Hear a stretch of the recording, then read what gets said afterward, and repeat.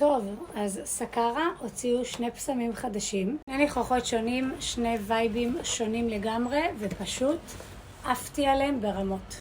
אוקיי, אז הניחוח הראשון זה ניחוח מספר 69, אז אי אפשר להעביר ריח דרך מצלמה, אבל מה שאני כן יכולה להגיד לכם על הבוסם הזה, שכל מי שאוהבת באמת בוסם שהוא נותן הרגשה כזאת של פרשיות, של ניקיון, ריח באמת כאילו קצת לימוני, ניחוח עדרי כזה, באמת ריח שזה בול לקיץ, זה הבוסם בשבילה. ודרך אגב הוא גם יוניסקס, הוא מתאים גם לגברים, שזה מאוד מאוד חשוב לציין. משהו שרשמתי גם בסטורי למי שראתה לגבי הבוסם הזה, כל מי שמכירה את הבוסם של פראדה הירוק או את הבוסם של שנל צ'אנס הירוק, מאוד מאוד מזכיר אותו. אני לא יודעת אם זה דיופ, יכול להיות שזה דיופ לבשמים האלו. מאוד מאוד בסגנון, פרשי, נקי, פשוט מושלם, בוסם לקיץ. ניחוח השני זה ניחוח מספר 15. זה ריח שהוא באמת וייב שונה לגמרי מה-69.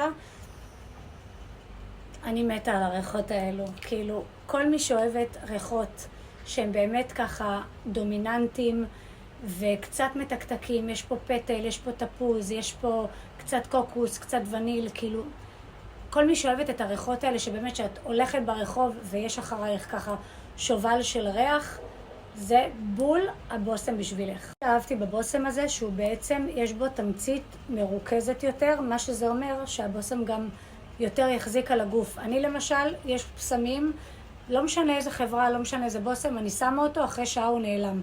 אתמול ברגע שקיבלתי, הנחתי אותו, והוא פשוט נשאר עליי עד שנכנסתי להתקלח, אז כאילו, לכל מי שיש את הבעיה הזאת, כמו הבעיה שלי, זה בוסם שהוא יהיה לה כאילו פשוט מושלם.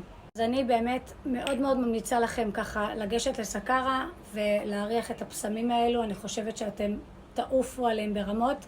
אני התמכרתי אליהם כבר, וזהו, ותרשמו לי בתגובות איזה ניחוח הכי סקרן אתכם, וזהו, נתראה בסרטון הבא.